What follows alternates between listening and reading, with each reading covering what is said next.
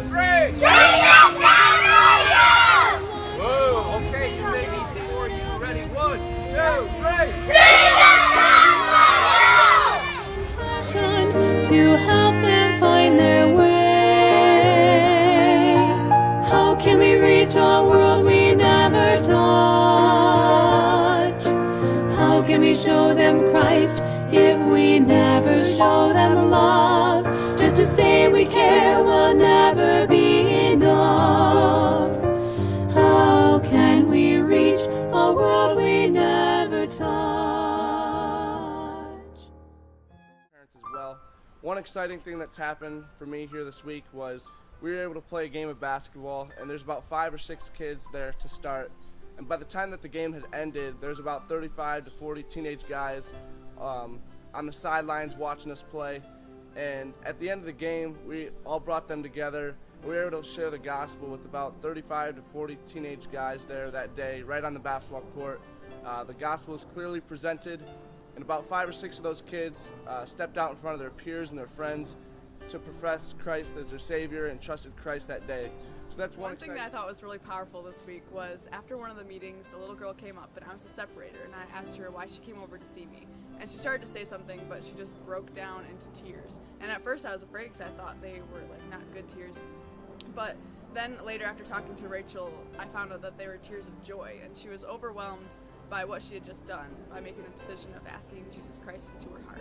And so I think that was really powerful. One cool thing that happened this week is there's this grandma who we met at this park, and Pastor Scott was talking to her about the meeting, and she was like, "Oh, let me go, run home and grab my kids real quick."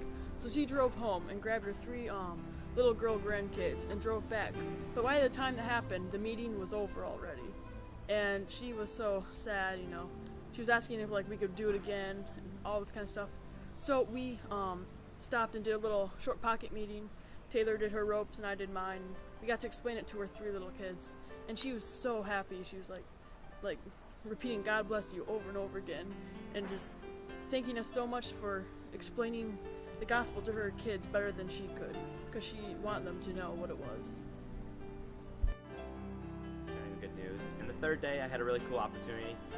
In the second meeting, I was able to speak with a Jewish boy, and he was about my age, and he was asking what we were doing in the meeting, and then I gave him a track, and afterwards I went over and I was explaining to him, and he was with a girl that was pretty strong in her faith and didn't want to hear anything, but eventually she left, and we were able to, me and Tyree were able to share some good news with him. And then the meeting right after that, we were talking to a group of Muslim boys, and they were pretty distracted, and a lot of them didn't really want to hear what I wanted to say, but there was one boy that really was focused on learning, and we had a good conversation for about 20 minutes probably, and I was able to share with him some differences and just how Jesus came and died on the cross, and I was just really grateful for the opportunity to be able to share with them the good news, even though they are. This is my 6th year going, and it's always a new experience every year, no matter how many times you come.